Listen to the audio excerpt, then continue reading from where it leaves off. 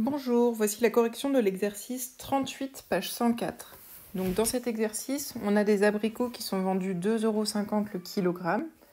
Donc à la masse d'abricots, on associe le prix et on note P, la fonction linéaire qui modélise cette situation. En gros, si on peut faire un petit schéma, c'est qu'on a la masse d'abricots en kilogrammes, la fonction P qui est la fonction linéaire qui modélise ça, et ensuite le prix en euros. Donc la masse, c'est l'antécédent et le prix, c'est l'image. Et donc, qu'est-ce qu'on fait si on connaît la masse pour trouver le prix? On multiplie par 2,50 €.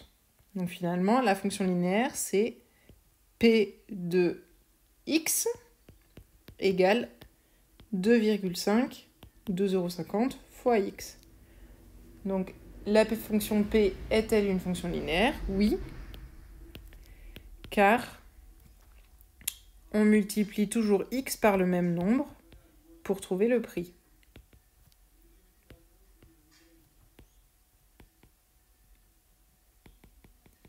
Ensuite, on a un tableau de valeur de cette fonction qu'on veut compléter.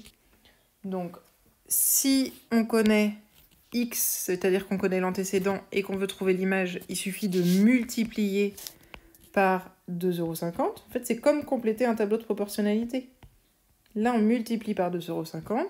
Et si on connaît l'image et qu'on veut trouver l'antécédent, cette fois-ci, il faudra diviser par 2,50 €. Divisé par 2,5. Donc, on peut commencer à compléter notre tableau. Donc, je veux calculer l'image de 0. Donc, P de 0, c'est 0 fois 2,5. Ça fait 0. Ensuite, P de 1. Donc ça, on l'a écrit dans le cours. Pour une fonction linéaire, P de 0, ça fait tout le temps 0. Et P de 1, ça fait tout le temps le coefficient. Parce que 1 fois 2,5, ça fait 2,5. Ensuite, par contre, si je veux retrouver l'antécédent de 6, je vais faire le contraire. Je vais faire 6 divisé par 2,5, puisque cette fois-ci, je remonte. Et donc, je trouve 2,4. Donc, c'est-à-dire que l'antécédent de 6, c'est 2,4. Pour trouver l'image de 4,5, je vais pouvoir faire de nouveau donc 2,5 fois 4,5.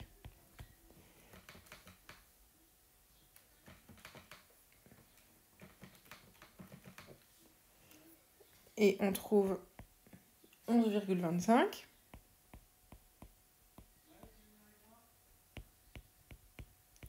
Et enfin, même chose pour l'antécédent de 15. Je vais faire 15 divisé par 2,5. Pour trouver l'antécédent, donc on remonte et on trouve 6. Donc là, on a complété le tableau. Et enfin, pour la question C, vérifier que P de 5 égale 12,5. Donc on va calculer l'image de 5.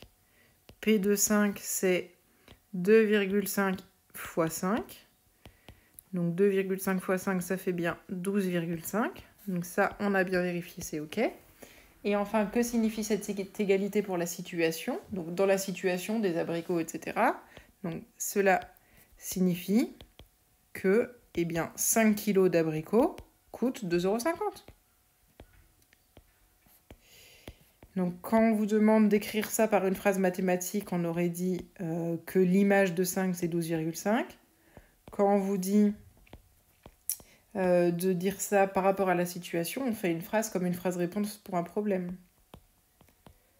Voilà.